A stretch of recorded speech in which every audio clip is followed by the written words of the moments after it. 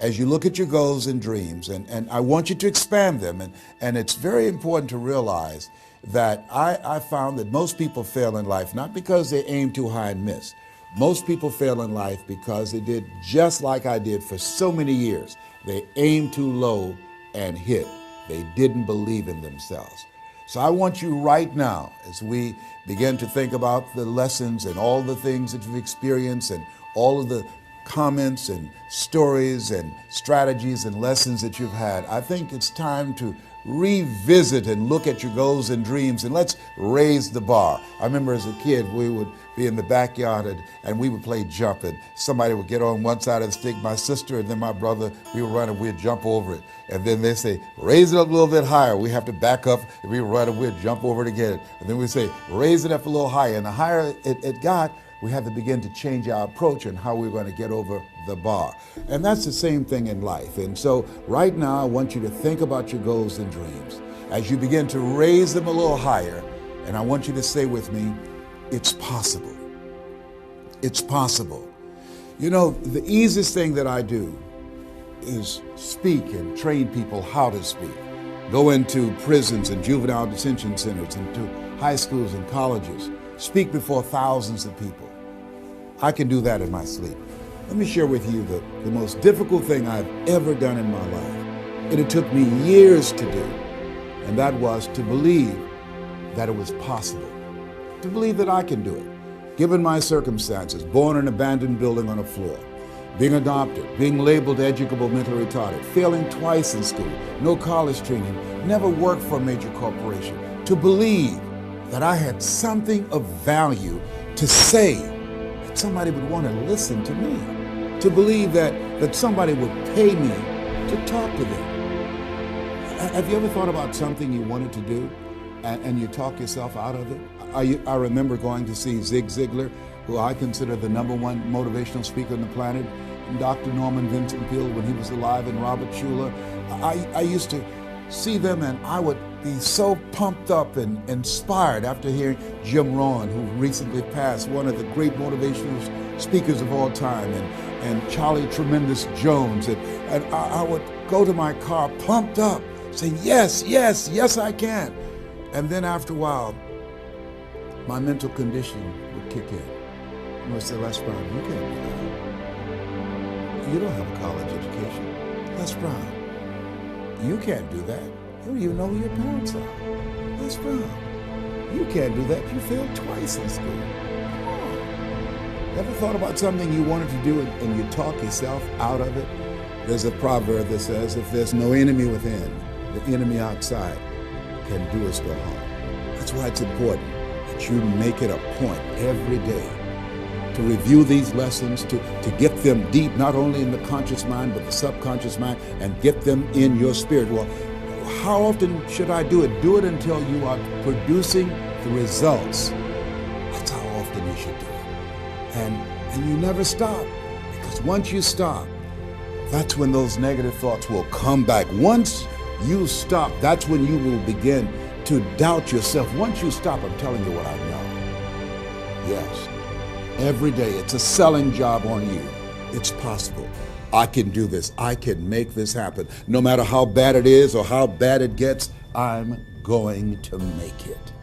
It's possible. Yes, your dream is possible. Say that to yourself every day.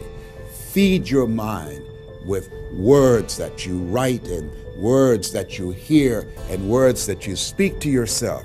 Feed your faith, and your doubts will starve to death. Say to yourself, it's possible. It's possible.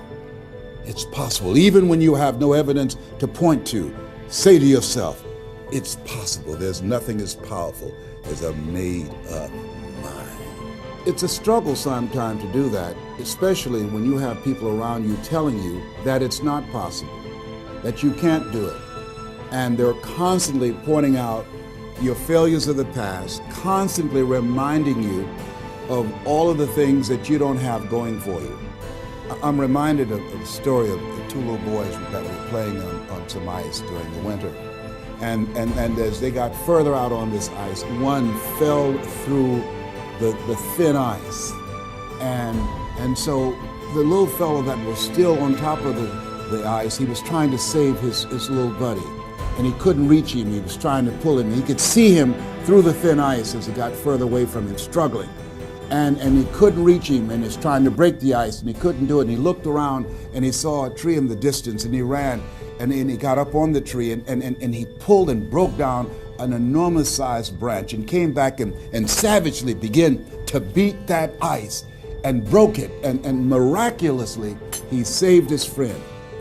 And when the paramedics came, and they were able to revive this little boy, they were scratching their heads. They're trying to figure this out. Said, how could this little pruny fellow go up in a tree and break off a branch this size and then come back and beat and break the ice and save his friend? They thought it was just miraculous. It was baffling. And an old guy who was there said, I can tell you how he did it. And they said, how? How did he do it? And he said, there was no one here to tell him that he couldn't do it. Whoa. What could you do? What could I do? What could all of us do if we did not have the naysayers in our lives? That we believe naively like that little boy that it was possible. What would you do if failure was not on the table? Do you realize that 87% of people allow the fear of failure to outweigh their desire to succeed because they've been convinced by the evidence, by being practical, by being logical, by being realistic. I did that. Leslie, yes? You're going to speak for corporations? Yes. Leslie, do they have a college education? Yes. Do you?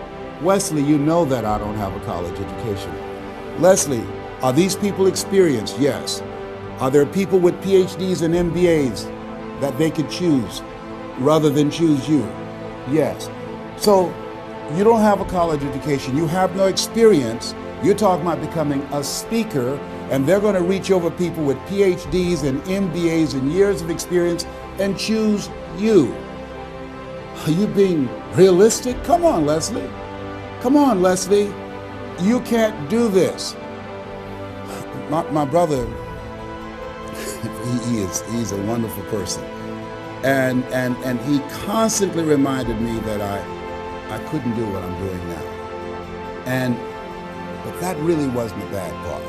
The real bad part was I convinced myself that I couldn't do it. Not only because of those things that he pointed out, being practical and realistic, but also that within myself, I didn't believe what Mike Williams, my mentor, said was possible for me. Have you ever had somebody who believed and saw something for you that you didn't see for yourself?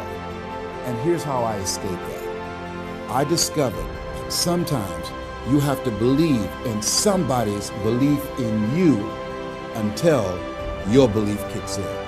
So here's what I am believing for you. The goals that you right now have, the things that you have envisioned for yourself, this is a reflection, what you've done thus far and what you are engaged in doing.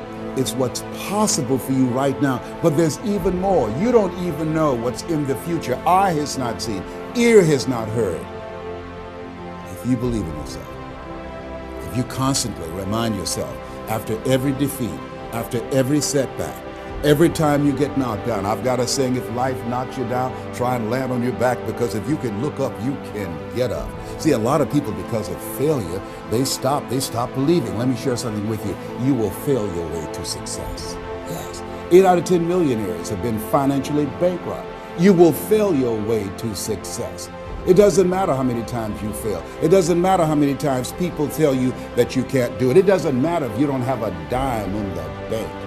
You will fail your way to success. What's very important is you're believing in yourself. You're constantly saying, somehow, some way, I'm going to make it. I remember a lady out of Detroit, Michigan. They called her Martha Jean the Queen.